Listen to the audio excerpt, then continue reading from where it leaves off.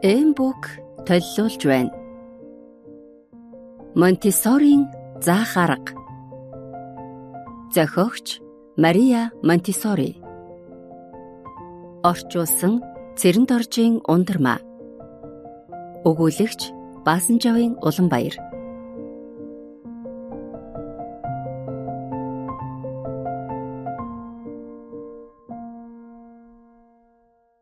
Нэгдүгээр бүлэг. Хүүхэд бол төгс нууц. Нэгдүгээр хэсэг. Хүүхэд төрхөн. Хүүхэд төрөх гэдэг бол агуу том байгалийн нээлт юм. Энэ дэлхий дээр дөнгөж ирж байгаа нэгэн шинэ амьдралын тухай өгүүлнэ. Тэр хүн төрлөختний амьдралд хөл тавьж, орчны өөрчлөлтийг мэдэрч эхэлнэ. Дасч зохицох болно. Шинжлэх ухааны судалгаагаар хүүхдийг нярай байх үед нь тохиолдсон бүх зүйл хүнд насан туршийнх нь хөгжилд нөлөөлдгийг тогтоожээ. Дэлхийн бүх эрдэмтэд үр эхийн хевлээд бүрлдэх үе болон нярай байх үеийн хөгжил нь хүний насан туршийн хөгжилд нөлөөлдөг гэж үздэг. Хүүхэд төрөх үед эх үр хоёр маш их өвддөг. Гэхдээ хүүхэд төрснөөсөө хойш ямар их зовж шаналдгийг бид мэддэггүй. Яагаад хүүхэд төрөх нь тийм их хэцүү зүйл вэ гэвэл үр хевлийд байх үедээ эхээрээ хамгаалуулж байдаг. Хүүхэд дөнгөж төрснийхөө дараа шууд л амьдрах оршин тогтнох бэрхшээлтэй тулгардаг хэрнээ энэ бэрхшээлийг тэр хараахан бүрэн гүйцэд өсч хөгжөөгүй тэр бяцхан биеэрээ даван туулдаг. Төрхийн өмнө бол хүүхэд эхийн хевлийн гадаад ертөнцийн нөлөөнөөс хамааралгүй орчинд байдаг. Эхийнхээ биеэр хамгаалуулж байдаг юм. Нүд чих нь гадаад ертөнцийн чимээг сонсоогүй, бас хараагүй. Энх тайван өсч ториндог. Төрөх үед хүүхдийн бие шахагдаж, нярай үр анх удаа айдаг. Ингэж зовж төрснийхөө дараа танихгүй орчинд ирнэ. Орчиндоо дасах гэж зовох болно. Хүмүүс нярай хүүхдийг зовдөггүй, баярлдаггүй гэж боддог. Түүний хувьд бүхэл зүйл шинэ учир тэр айна. Ихэнх хүмүүс хүүхдийн биеийн эрүүл мэнд болон эд хэрэгсэлд анхаарал хандуулдаг. Чинэлэг айл хүүхэддээ тансаг сайхан зүйл бэлддэг. Гэхдээ тэдний сэтгэл санааг нь анзаардаггүй. Хүүхдийн сэтгэл зүйн хөгжил нь эд материалыг хүүхдэд өгснөөс илүү хэрэгтэй зүйл юм. Үнэн дээр бол хүүхдэд хэрэгтэй зүйл бол эд зүйл биш, халуун дулаан гэр бүл юм. Хүүхдэд хувцас, нарны элчийг авахд саад болдог тул чухал бишээ. Амьтан төрөөд эхийнхээ биед наалдаж дулаан авдаг шиг хүүхдэд тохирсон орчин л байхад хангалттай. Монтессорийн хэлэх дуртай үг. Хүүхдэд хэрэгтэй зүйл бол эд зүйл биш. Харин томчууд тэдний төлөө тавих анхаарал юм. Тэдний сэтгэлийг хамгаалж чадвал хүүхдийг бүрэн хамгаалж чадна. Хоёрдугаар хэсэг. Сэтгэл зүйн өсөлт хөгжил. Хүүхэд дөнгөж төрөөд л сэтгэл зүй нь хөгжиж эхэлдэг. Энэ нь тэдний бие махбодын хөгжлөөс өөр зүйл юм. Хүүхдийн оюун ухааны хөгжлийг хоёр хэсэгт хувааж ойлгож болно. Эхээс төрхөөс өмнөх болон эхээс төрсний дараах гэж. Оюун ухааны хөгжил бол зөвхөн хүн төрлөختөнд л байдаг зүйл. Ямар нэгэн төрөл зүйл оршин байгаа гол шалтгаан бол уг зүйл бусад зүйлээсээ ялгаатай, онцлогтой байгаагаас тэр юм. Шин зүйл адил төстэй зүйлийн онцлогтойгоос гадна хуучин зүйлээс ялгарах онцлогтой учир буй болдог. Ингэж дэлхий хөгжиж байдаг. Хөхүүл амьтан бий болсноор амьтны ертөнц маш том өөрчлөлтөнд орсон. Учир нь жигүүртэн болон хөхүүл амьтад хуучин төрхөө өвлөн төрхөөс гадна мөн шин төрхийг ч бий болгодог. Динозавр усцсны дараа жигүүртэн амьтад бий болсон. Тэд маш олон төрлийн оршин тогтнох арга барилыг үүсгэн бий болгосон. Жишээлбэл хүүхдээ хамгаалахын тулд тэд шувууны үр бүтээсэн. Энэ чадвар нь динозаврт байгаагүй. Хөхүүл амьтад жигүүртнээс бий болсон. Хөгжлийн явцад гарсан хамгийн том дэвшил бол тэдний үрээ хамгаалах арга барил нь илүү хөгжсөн. Тэд үрээ шууд биеэсээ тусгаарлахгүй болж өөрийн цусаар үрээ тижээж байдаг болсон. Хөхүүл амьтдаас хүн юугаараа давав вэ гэвэл хүүхдэд оюун санааны хөгжил гэж байдаг. Хүүхдийн хөгжлийг судлахын тулд хүн төрлөختний оюун ухааныг судлах болно. Хүний үйлдэл нь сэтгэл зүйн үйлдэл гэж үзвэл энэ оюун ухааны бүтээлчин чинь хүн төрлөختний оршин тогтнох чадвар юм. Бусад бүх үйлдэл нь энэ үйлдэлд хамааралтай. Оюун ухааны хөгжил нь хүний хөгжлийн үндэс юм. Оюун ухаан хүний үйл ажиллагаанд шууд нөлөөлдөг. Сэтгэл санааны өвчин хүний биеийн хөгжилд нөлөөлдөг. Ийм учраас бид хүүхдийн бие махбодын хөгжилд санаа тавихаас гадна мөн хүүхдийн сэтгэл зүйд санаа тавих ёстой. Хүүхэд сурах чадвартай. Мөн орчин тойрныхоо байдлаас хамаарч өөрийгөө бүтээх чадвартай. Бидний хувьд орчин тойрон бол өөрөөс нь тусгай зүйл. Гэвч хүүхдэд орчин бол тэдний биеийн салшгүй нэг хэсэг, шин зүйл. Тэд аажмаар орчиндоо дасч орчноосоо их зүйл сурах болно. Тэд орчны байдлаас хамаарч өөрийгөө бүрдүүлж байдаг. Орчныг өөрийн нэг хэсгээ болгож байдаг. Нялх хүүхэд орчныг таньж мэдэрдэг. Хүүхэд огт мэдэхгүй газартаа ирсэн боловч тэр орчинтойгоо холбогдож байдаг. Гэр орон нь ядуу зүдүү байсан ч амьдралаас аз жаргалтай хөгжилтэй зүйлийг олж харж чаддаг. Орчноос сурсан зүйл нь тэдний зан төрхийн төлөвшөлтөнд нөлөөлдөг. Ийм учраас хүүхэд нялх байхдаа тогтоогдсон зүйл нь тэдний оюун ухаанд насан туршид нь үлдэх болно. Хэдийгээр бага байхад хэрэглэх зүйл нь том болоод хэрэглэгдэхгүй ч гэсэн энэ нь дурсамжинд нь үлддэг. Хүн төрлөختөн хүүхдийн нөлөөгөөр нийгмийг хөгжүүлж, дэвшүүлж болно.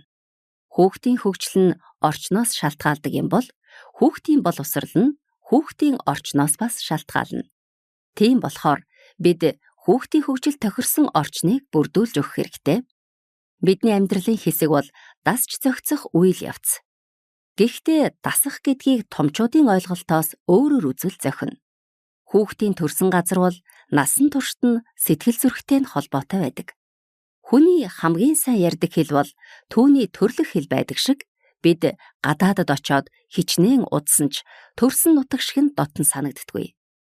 Италийн тариачид 19-р зууны үед эх орноосоо өөр газар очиж үзээгүй байжээ.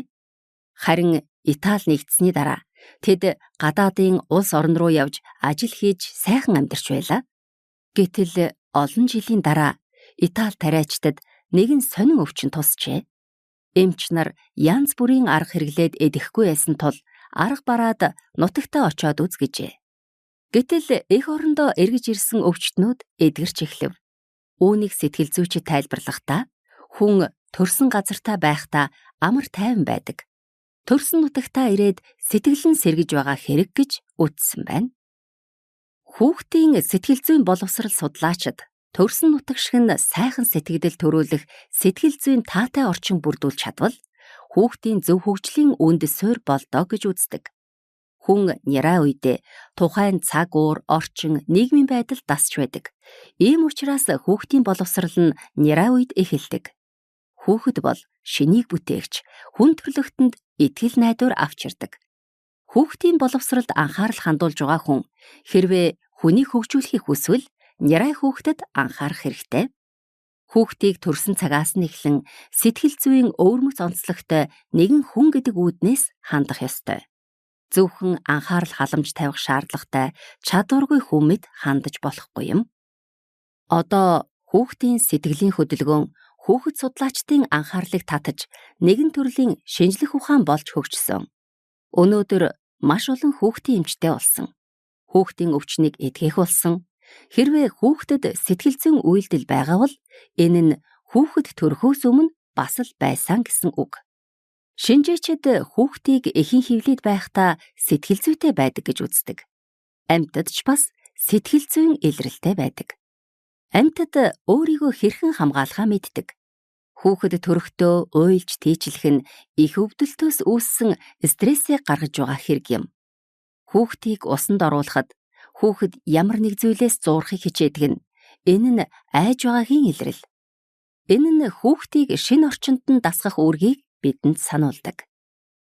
Амьдрал бол байгалийн хишиг. Байгаль өөрийн үр садаа хамгаална. Байгаль яаж хүүхдийг хамгаалах вэ? Байгаль хүүхдийг бий болгосон, бас түүнд эхийн бий болгосон. Хүүхэд дөнгөж төрөхөд эх нь халуун илгээрээ тэврэн авдаг. Ингэж хүүхдийг хамгаалж байдаг. Хүн төрөх үйл явцыг яаж тодорхойлох вэ? Амьтдын оршин тогтнох чадвар нь амьтдын үр дөнгөж төрөхт нь л илрэн гардаг. Амьтдыг орчин нь оршин тогтнуулдаггүй, харин амьдрал тэднийг хөгжүүлдэг. Энэ онол нь хүнд мөн хамаарна. Хүн төрөх нь босгосон зүүн дээр будаа асгаад, тэр босгосон зүүн дээр нэг ширхэг будаа тогтож байгаа шиг маш ховор тохиолдол байдаг гэж монголчууд ярьдаг. Тэгэхээр хүн төрөх гэдэг ховор үйл явц юм. Хүний төрсөн байдлаас нь ямар хүн болох нь тодорхойлогддог. Хүүхдийн сэтгэл зүйг судлахдаа хүүхдийг төрөх үедээ илэрсэн үйлдэлээс эхэлдэг. Нярай үрд зүн байдаг. Энэ зүн нь хүүхдийг амьдрах чадвартай болгож өгдөг. Хүүхэд орчноосоо сурч, зан төрхөн төлөвшөж, өсч торнино. Хүүхдийн бие бойчих нь маш удаан үйл явц юм. Энэ үйл явцад хүүхэд хүн болох хүртлээр өөрийгөө төлөвшүүлж байдаг. Энэ байдлаараа хүн амьтдаас ялгаатай юм. Хүн төрөөд шууд нийгмийн харьцаанд ордоггүй. Хүн бол эрх чөлөөтэй амьтан. Амьдралд захирагддагч оюун ухааны чадвараараа өөрийгөө хөгжүүлж, нийгмийг жолооддог. Тийм учраас хүүхэд төрөөд өөрийн оюуныг хөгжүүлж бүрэлдүүлж эхэлдэг. Харин бие махбодын хөгжил нь амьтдаас удаан байдаг. Хүүхэд өөрийн хэмнэлтэд хөгждөг. Хүн амьтан шиг дөнгөж төрөөд хөдөлж сурдаггүй. Хүүхэд өөрийн оюун ухаан, сэтгэл зүйг бүрдүүлж, дараа нь хөдөлгөөнд ордог. Хүн сурах чадвартай. Сурах үйл явцаар дамжуулж, төрөл бүрийн хөдөлгөөн, амьдрах аргад суралцдаг. Хүний хөгжлийг хоёр хэсэгт хувааж ойлгож болно. Нэгд сэтгэл зүйн хөгжил. Хоёрт бие махбодын хөгжил. Сэтгэл зүйн хөгжлийн дараа бие махбод нь хөгждөг. Биеийн хөгжил тодорхой хэмжээнд хүрээд зогсдог бол хүний оюуны хөгжил хязгааргүй юм. Нярай хүүхэд бүр оюуны чадвараа хөгжүүлж байдаг. Гэхдээ энэ нь хүний нүдэнд ил харагдахгүй ч оюун санаа нь хөгжсөөр байдаг. Хүмүүс хүүхдийг төрөхт нь хоорондоо адилхан гэж хэлдэг. Бас тэд адилхан хурдаар хөгждөг гэж үздэг. Нохой, муур, эхийн хөвлөдөө яг л адилхан эдэс байдаг ч харин хөгжих орчин явцаас хамаарч өөр амьтан болдогтой адил юм. Хүн бүхэн нэг л адилхан эдэсээс бүрдсэн хэрнээ нэг нь авьяаслаг уран бүтээлч, нөгөө нь удирдагч болдог. Гэхдээ л бүгд хүн. Мэдээж хүүхдийг юу бодож, өөрийгөө хэрхэн хөгжүүлж байгааг бид мэдэхгүй. Ирээдүйд хэн болохыг ч мэдэхгүй. Харин хүн төрлөختөн хүүхдүүдийн төлөө хийж болох зүйл бол оюуныг хөгжүүлэх явдал юм. Ирээдүйд хэн болох төлөвтэй байгааг нь анзаарч, оюун ухааныг хөгжүүлэхэд анхаарал тавих нь чухал. Хүүхдийн боловсролд анхаарч байгаа бол нярайн оюуныг хөгжүүлэхэд анхаарах хэрэгтэй.